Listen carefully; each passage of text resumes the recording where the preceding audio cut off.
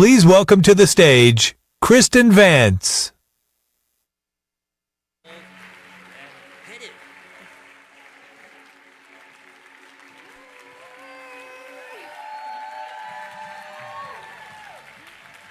Hello, everyone.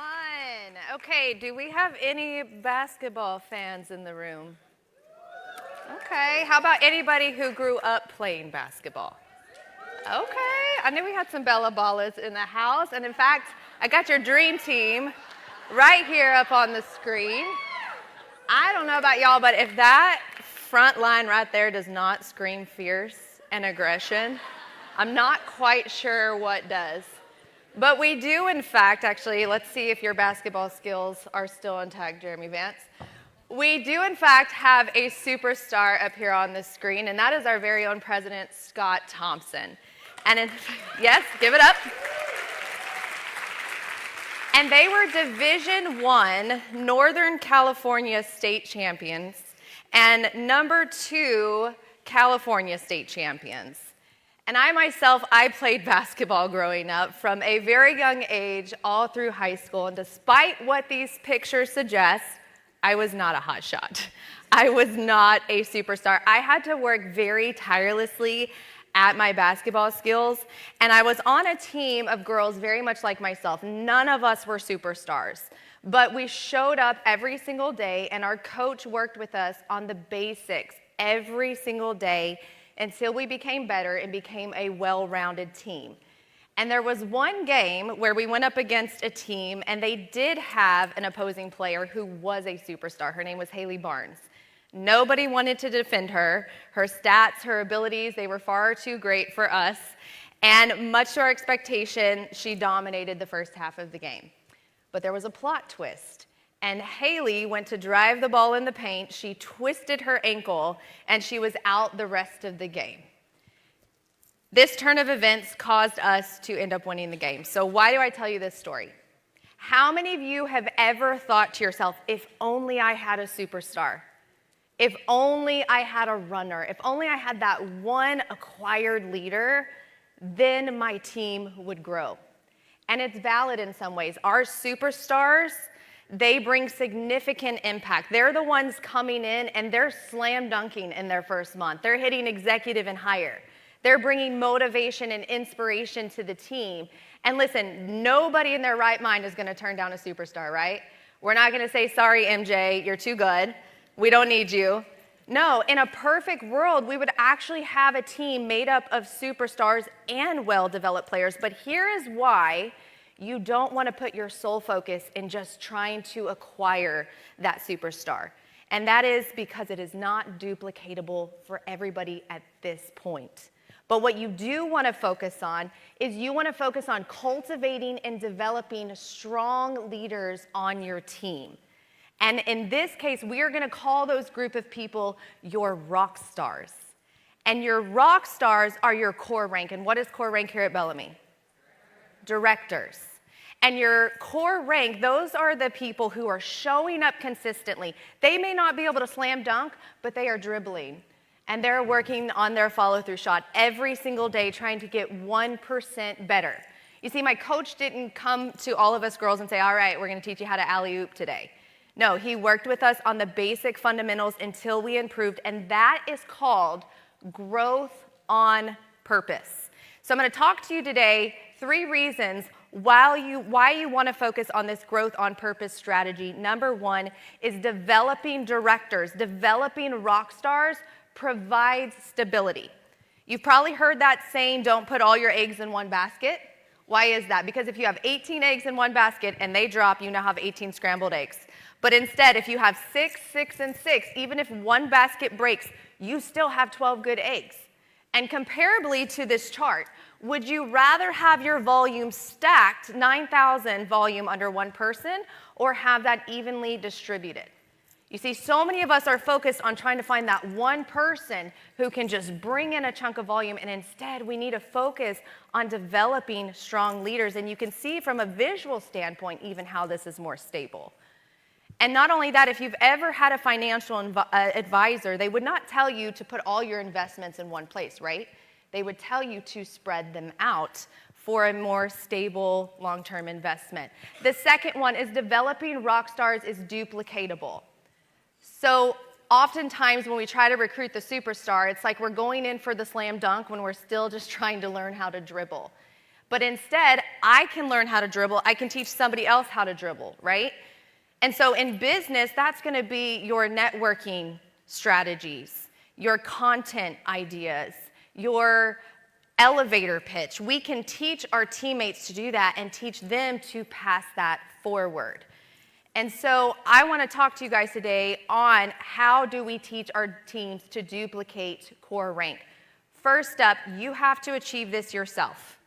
You have to achieve core rank, and whether you have already or you haven't, you need to document that entire journey, because that is going to be the story you tell for your whole career.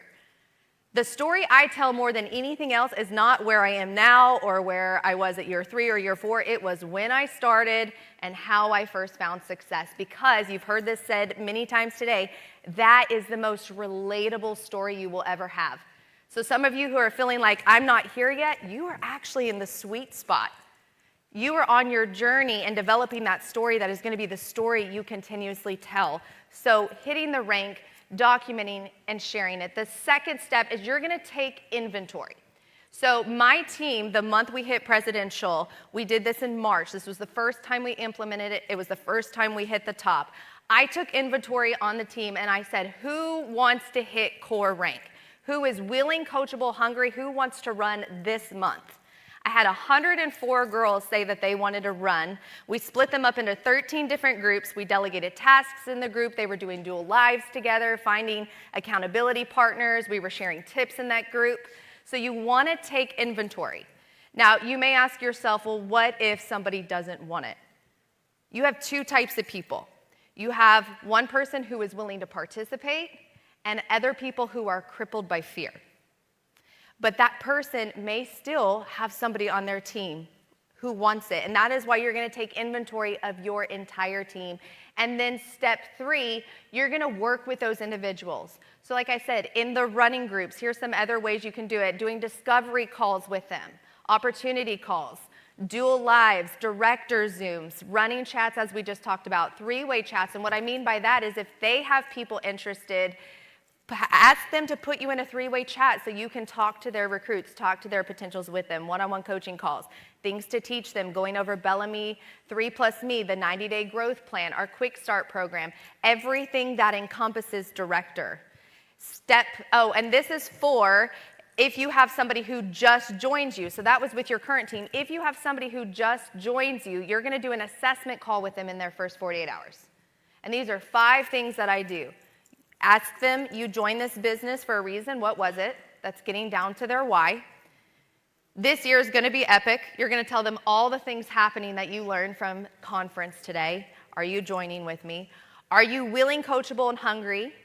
You're going to establish their goals. Ask them what their goals are. Most of the time, they don't know yet. So you're going to really put a spotlight on director and what it takes to get there. And then you're going to help them map out their goals and give assignments. And then back to step 4, when they hit it, you are going to celebrate director like crazy. That should be one of the biggest pieces, biggest ranks that you recognize. And one of the things my team started doing the last couple months is we have virtual director parades. So in our community group, we recognize several of our newest directors, and we interview them and we celebrate them. So we also introduce them to everybody and really put a spotlight on that rank. And then step 5, you're going to encourage them to go and share how they did it, not only with their teams, but with their networks, and then you repeat. Leadership is repetition. My basketball coach didn't come in every season and go, all right, we're scratching the dribbling drills, we're scratching all of that, we're doing a whole new thing. No, he found what works, the fundamentals, and repeated them over and over. So I want to put this step into practice. If you are in this room and you have not hit director yet, but it is a goal of yours, I would love for you to stand up for a moment.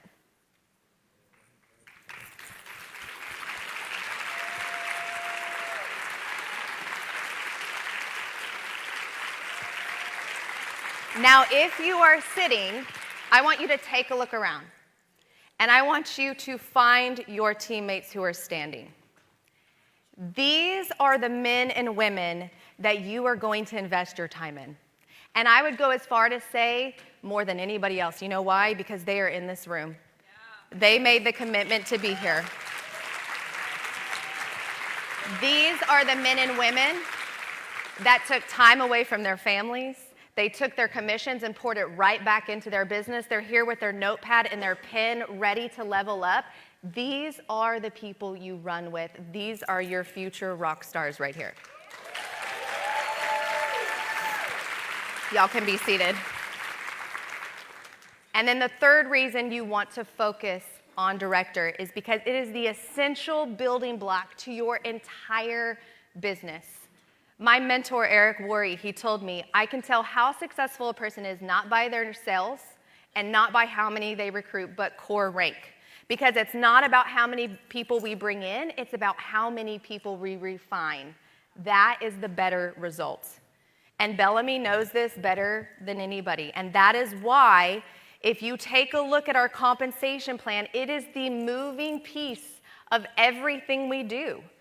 Think about when you rank up, what do you need more of? More directors.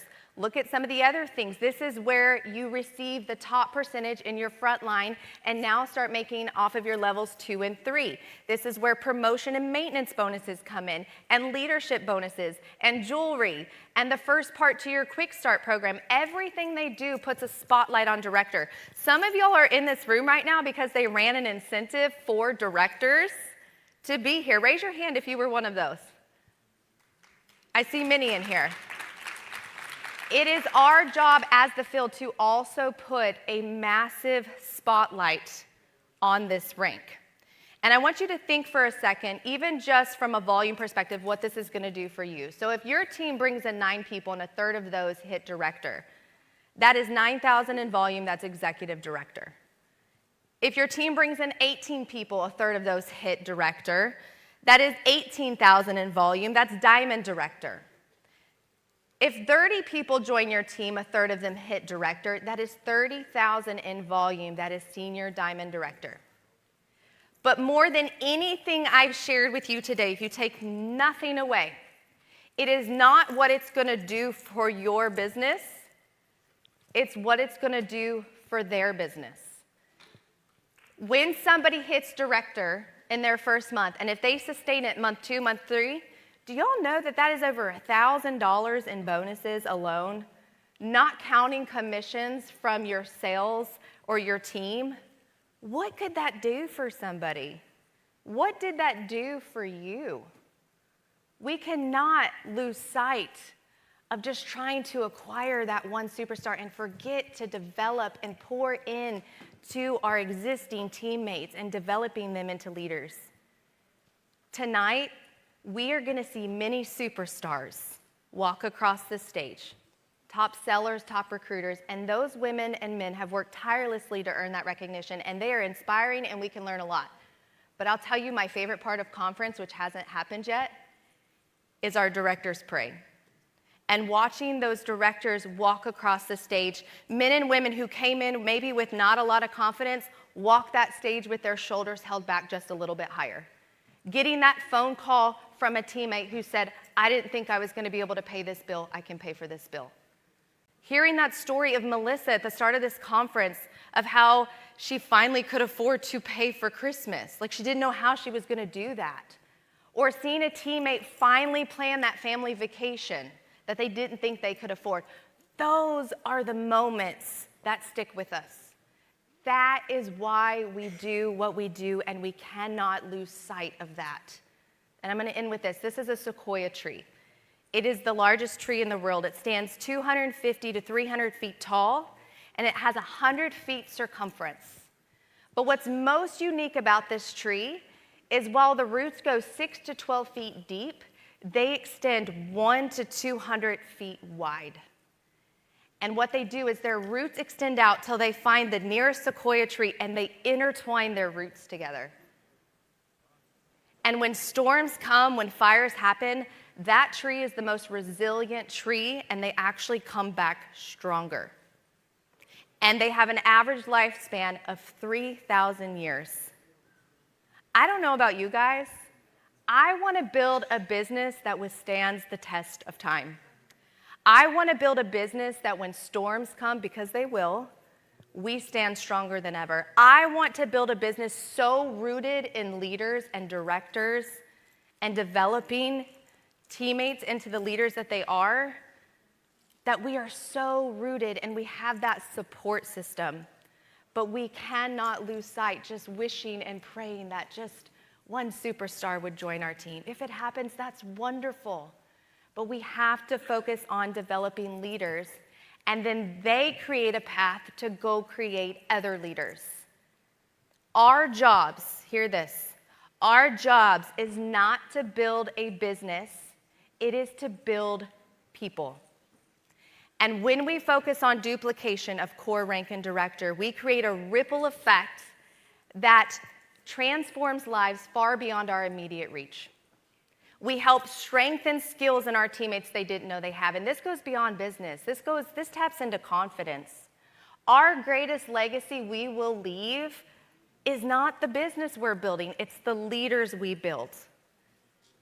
So gone are the days of we're just going to hope and pray for success. We are going to create it one person, one leader, one director at a time. And together, all of us, we are going to build a community of empowered rock stars who are going to change this industry and change the world. Thank you, guys.